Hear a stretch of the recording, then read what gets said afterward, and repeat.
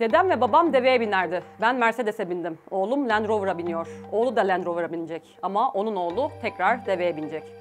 Dubai'nin efsanevi emiri Şeyh Raşid bin Said El Maktoum'un yıllar önce söylediği bu sözler aslında petrol öncesi ve petrol sonrası dönemi çok yalın ve çarpıcı bir biçimde özetliyor.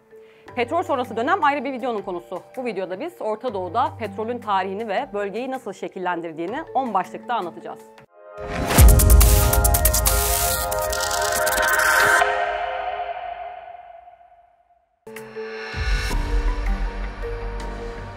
William Knox Darcy, 1849'da İngiltere'de doğdu. 17 yaşındayken ailesi Avustralya'ya taşındı. Önce arazi alım-satım işiyle uğraştı. Sonra madenciliğe girdi. Yeni Zelanda'da bir altın madeninden büyük bir servet yaptı ve 40 yaşında İngiltere'ye döndü.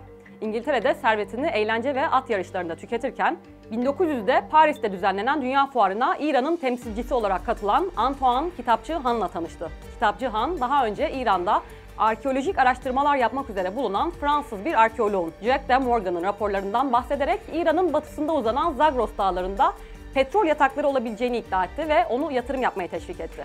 Darcy'nin kendi adamlarına yaptırdığı incelemeler olumlu çıkınca İran Şahı ile anlaşma 1901'de imzalandı. Anlaşmaya göre Darcy, İran'ın Rusya ile komşu 5 eyaleti hariç 1,2 milyon kilometrekarelik bir alanda 60 yıllığına doğalgaz ve petrol arama, çıkarma, taşıma ve satma hakkını elde etti. Karşılığında İran Şahı'na 20 bin İngiliz poundu nakit, kuracağı şirkette 20 bin pound değerinde ortaklık ve yıllık net karın %16'sını verdi.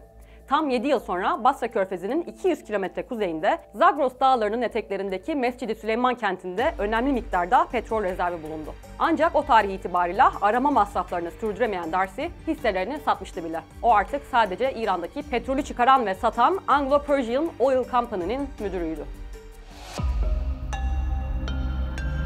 İran'ın ardından Orta Doğu'da petrolün keşfedildiği ikinci ülke Irak oldu. Bu ülkede petrol arama ve çıkarma yapmak üzere 1912'de Londra'da Turkish Petroleum Company kurulmuştu.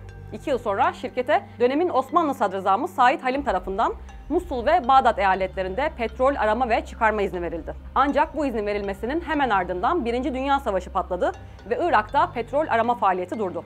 1925'te Turkish Petroleum Company'nin izni Irak hükümeti tarafından yenilendi. 2 yıl sonra 1927 Ekim ayında Kerkük'te Baba Gürgür'de büyük çaplı petrol rezervi keşfedildi. 1928 yılı Temmuz ayı itibarıyla Turkish Petroleum Company'nin en büyük ortakları, hisselerin %95'ini eşit bölüşen İngiliz, Hollanda, Fransız ve Amerikan petrol şirketleriydi. Şirket bir yıl sonra 1929'da adını Irak Petroleum Company olarak değiştirdi ve 1935'te Irak dışında petrol arama ve çıkarma faaliyetleri için Petroleum Concessions Limited'ı kurdu. Irak'ın ardından Orta Doğu'daki diğer ülkelerde petrol keşifleri ardı ardına geldi. Amerikan petrol şirketi Standard Oil Company of California 1932'de Basra Körfezi'nin küçük adası Bahreyn'de petrol keşfetti. 1938'de İngiliz Anglo-Persian Oil Company ve Amerikan şirketi Gulf Oil Kuveyt'te, Amerikan şirketleri Standard Oil Company of California ve The Texas Company ise Suudi Arabistan'da petrol keşfetti. Petroleum Concessions Limited'ın bağlı şirketleri Katar'da 1939'da, Abu Dhabi'de 1958'de, İngiliz Hollanda şirketi The Royal Dutch Shell ise Umman'da 1962'de petrolü keşfetti. 1970'lere kadar Orta Doğu'da, hatta bütün dünyada petrol piyasasının tartışmasız hakimleri çoğu zaman fiyatların belirlenmesinde ortak hareket eden ve 7 kız kardeşler olarak isimlendirilen petrol şirketleriydi. Bu şirketler şunlardı: İngiliz şirketi Anglo-Persian Oil Company veya bugünkü bilinen adıyla British Petroleum, Hollanda İngiliz şirketi Royal Dutch Shell Group veya bugün bilinen adıyla Shell ve 5 Amerikan şirketi, Chevron'un öncülleri Standard Oil of California, Gulf Oil ve The Texas Company ile Exxon Mobil'in öncülleri Standard Oil of New Jersey ve Standard Oil of New York. Orta Doğu'da petrol arama ve çıkarma faaliyetleri büyük oranda bölge ülkelerinin batılı petrol şirketlerine son derece uzun vadeli ve geniş bir alanda tekel hakkı tanıyan imtiyaz anlaşmaları üzerinden yürüyordu. Tanınan imtiyazlar karşılığında bu şirketler devletlere yapılan anlaşmanın şartlarına göre ödemeler yapıyordu. Ancak belki de kaçınılmaz olarak bölge devlet yöneticileri zamanla imtiyazların şirketlere tanıdığı hakları ve kendilerine yapılan ödemeleri yetersiz görmeye ve değişiklikler talep etmeye başladı. Bu doğrultuda ilk girişim İran'dan geldi. Anglo-Persian Oil Company'ye tanınan imtiyazları değiştirmek üzere yürütülen müzakereler 1925'te başladı ve 8 yıl sürdü. 1933'te yeniden yapılan anlaşma şirketin petrol arama ve çıkarma yapabileceği alanı %70 %75 oranında daraltırken İran'ın gelirlerini de artırdı. Yine İran'ın talebi üzerine firma adını 1935'te Anglo-Iranian Oil Company olarak değiştirdi. İkinci adımsa Suudi Arabistan'dan geldi. Kral Abdülaziz 1950'nin son aylarında şirket gelirleri üzerine iki farklı vergi koydu. 1933'te imtiyazların tanındığı Amerikan petrol şirketi California Arabian Standard Oil veya 1944'te gerçekleştirdiği isim değişikliğiyle Arabian American Oil Company, kısaca Aramco, Suudi devletine herhangi bir vergi ödemeyecekti. Ancak 1950'de şartlar değişmişti. Rusya, Meksika ve Romanya petrol endüstrilerini tamamen millileştirmiş, Venezuela ise petrol şirketlerinin karının yarısını alacak şekilde değişiklik kabul ettirmişti. Amerikan devletinin tavsiyesi üzerine Aramco, Kral Abdülaziz'in koyduğu vergileri kabul etti. Böylelikle Aramco'nun Suudi Arabistan'a yapacağı toplam ödemeler şirketin net karının %50'si oldu. Suudi Arabistan'ın gerçekleştirdiği bu değişimin ardından %50-50 paylaşım yaygınlaştı. 1951'de Kuveyt'te, 52'de Irak'ta, Katar'da ve ardından Bahreyn'de. Orta Doğu'da 50-50 paylaşımı yaygınlaşırken İran daha radikal bir adım attı. Anglo-Iranian Oil Company'nin petrol karını yarı yarıya paylaşma teklifini reddetti ve 1951'de petrol sanayisini tamamen millileştirdi. Anglo-Iranian Oil Company'nin ve onun büyük ortağı İngiliz hükümetinin girişimleri sonuç vermedi. Millileştirme kararı ancak bu kararı alan Milliyetçi Başbakan Muhammed Musaddık'ın liderliğindeki hükümetin 1953'te CIA'nin organize ettiği bir darbeyle yıkılması sonucu rafa kaldırıldı. 1954'te İran, Anglo-Iranian Oil Company'nin de dahil olduğu 7 kız kardeşler ve bir Fransız petrol şirketinin katıldığı uluslararası bir konsorsiyumla yeni bir anlaşma imzaladı. Yeni anlaşma İran'da da 50-50 paylaşımı hayata geçirdi. Anlaşmadan 3 ay sonra Anglo-Iranian Oil Company adını British Petroleum olarak değiştirdi. İran'ın başarısız millileştirme girişiminden sonra yeni bir millileştirme dalgası 1967 Arap-İsrail Savaşı ile başladı. Cezayir ilk adım attı ve savaşta İsrail'i destekleyen Amerika'ya tepki olarak 5 Amerikan petrol şirketini millileştirdi. 4 yıl sonra Cezayir bir adım daha attı ve Fransız şirketlerini millileştirdi. Bir yıl sonra 1972'de Irak'ta Sosyalist Pan-Arap Milliyetçisi Baas Partisi, Irak Petroleum Company'yi tek taraflı olarak tamamen millileştirdi. 1973'te Libya petrol sanayinin %51'ini millileştirdi. Bir yıl sonra ise tamamını. Körfez ülkeleri daha ihtiyatlı hareket ederek petrol sanayilerini parça parça millileştirdi. Abu Dhabi ve Umman 1974'te petrol sanayilerinin %60'ını millileştirirken Kuveyt 75, Katar 77, Suudi Arabistan 80, Bahreyn 97 yılında tamamını millileştirdi. İran ise 1979 devriminin ardından bu adımı attı. Irak, İran, Kuveyt, Suudi Arabistan ve Venezuela 1960 yılı Ağustos ayında Bağdat'ta yaptıkları toplantıda petrol ihraç eden ülkeler örgütünü yani OPEC'i kurduklarını açıkladı.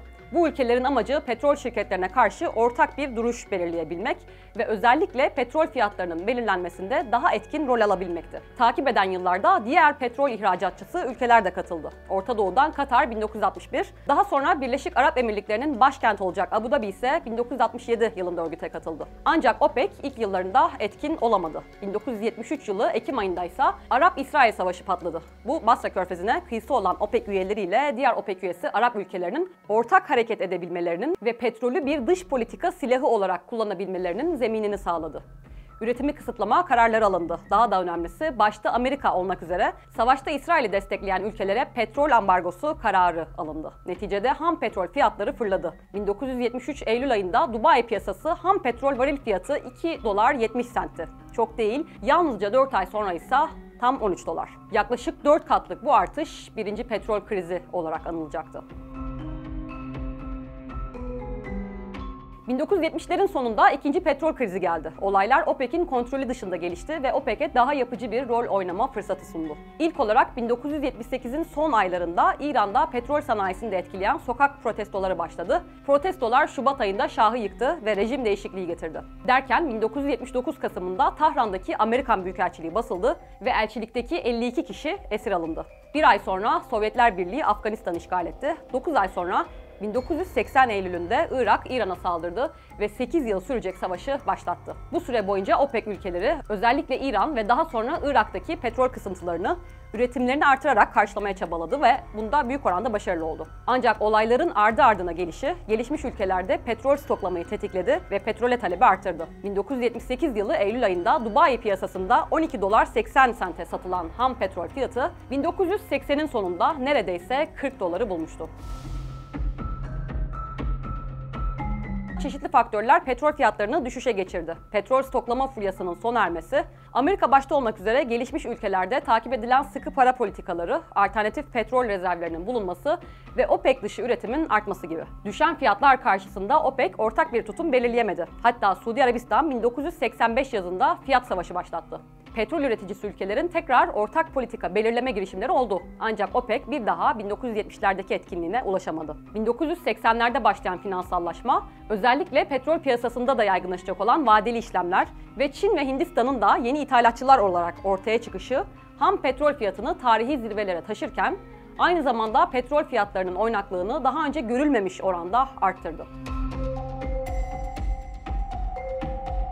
İkincisi, Suudi Arabistan dahil Körfez ülkeleri küresel piyasalarda ham petrol fiyatlarının belirlenmesinde rolünü büyük ölçüde yitirse bile yine de bölgede jeopolitik ağırlıklarını artırarak daha etkin roller oynamaya başladı. Mısır, Suriye, Irak gibi Arap dünyasının geleneksel güçlerinin önüne geçtiler. Üçüncü olarak zengin petrol yataklarının bulunması özellikle Basra Körfezi'nin küresel stratejik önemini artırdı. Bunun en net göstergesi hiç kuşkusuz 1980'de ABD Başkanı Jimmy Carter tarafından açıklanan ve onun adını taşıyan doktrindir. Bu doktrine göre herhangi bir yabancı gücün Basra Körfezi'ni kontrolü altına alma girişimi Amerika'nın hayati menfaatlerine karşıdır ve ülke bunu engellemek için gerekirse askeri güç kullanacaktır. Nitekim Carter doktrininin ilanının ardından ABD Körfez'in güvenliğini üstlenirken, İran'ın Kuveyt'i işgalinden sonra ise Körfez ülkeleriyle güvenlik ve askeri ilişkilerini giderek derinleştirdi. Dedem ve babam deveye binerdi. Ben Mercedes'e bindim. Oğlum Land Rover'a biniyor. Oğlu da Land Rover'a binecek. Ama onun oğlu tekrar deveye binecek. Dubai'nin efsanevi emiri Şeyh Raşid bin Said El Maktum'un yıllar önce söylediği bu sözler aslında petrol öncesi ve petrol sonrası dönemi çok yalın ve çarpıcı bir biçimde özetliyor.